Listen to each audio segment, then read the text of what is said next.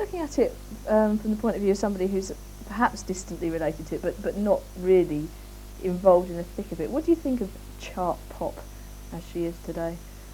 Well, I mean, there's sort of two ways to look at it. I mean, I suppose if you look at it objectively, you could say a lot of it is sort of very bad drivel that panders to people, but on the other hand, if you look at it subjectively, sort of chart music and pop music is actually, I suppose you could consider it an art form in itself, and within that there's sort of good and bad, and sort of, if I ever look at the charts, there usually tends to be one or two things that I like, and the rest I regard as drivel. But you sort of look at it within its own sort of structure.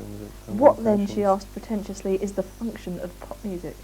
What is the function of pop music? I don't know if I don't knew know, that. but I mean, is it just an opiate for the masses, or well, what? I mean, I suppose primarily it's a way of making money for a lot of people. Within that, people can sort of put their own sort of interpretations and sort of regard what they do as innovative or whatever. But I still regard it primarily as a way of people to make money. I think within that you can actually, within that structure, you can sort of get somewhere there. So, and what do you want to do with your music?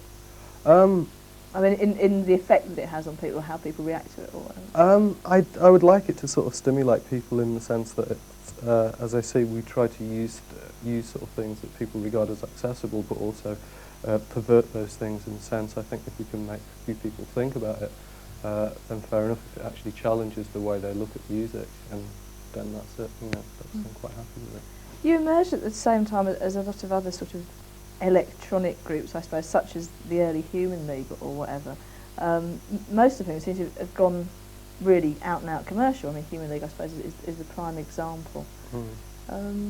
Where did we go wrong? Yeah, no, I've been trying to work that one out as well. Well, I mean, have you nobly stuck to your guns? Have they sold out? I mean, do you regard them with amusement or admiration? Or no, what? I mean, I know the Human League, I know ABC, and I know people like that. I mean, the thing is that they knew what they wanted, and they went out for it, and they got it.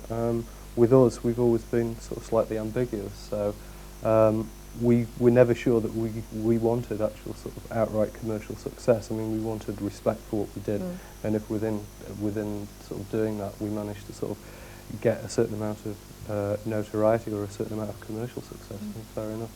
But as we didn't set out to be commercial as a primary concern. It's a lot more fashionable to be a bit obscure then, wasn't it, though? I mean, whereas now it seems to be quite fashionable to say, oh, what we wanted all along was being rich, famous pop stars. I mean, I want to be a rich, famous pop star as well, but it's got to you at last, hasn't it? Yeah.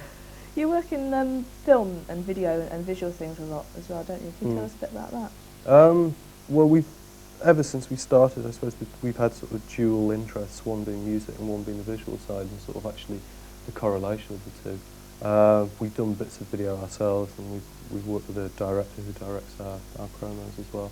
I mean, hopefully it'll all manage to sort of meet at one point when we're sort of hoping to make a film, short film, about a 50-minute film, on a reasonably large budget.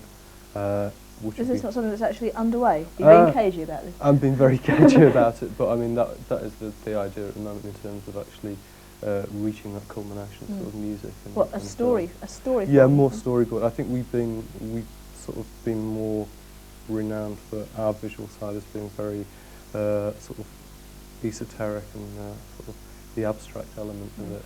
I think we wanted to tie ourselves down to something, limit ourselves to something that did have more of a story to it, to actually get in the ideas that we wanted as well. So that, I mean, that's in terms of visuals, that's the next thing we want to do. Right. And finally, can you tell us a bit about Sensoria, something that we've played quite a lot on Music Box, and we generally tell people to fasten their safety belts first. What about the actual video itself? Well, again, it was done with Peter Kerr, the director who we worked with. He sort of, we always leave, in terms of promo videos, we leave him to interpret the thing. He came up with the idea, we approved it, and we worked with this sort of very good special effects guy. And the rest is on tape, I suppose, really. We don't sort of actually pin down Pete and tell him to do this, that and the other. So oh, where did the preacher come from? The preacher, he's called, I've forgotten his name actually. He's a sort of Scandinavian actor.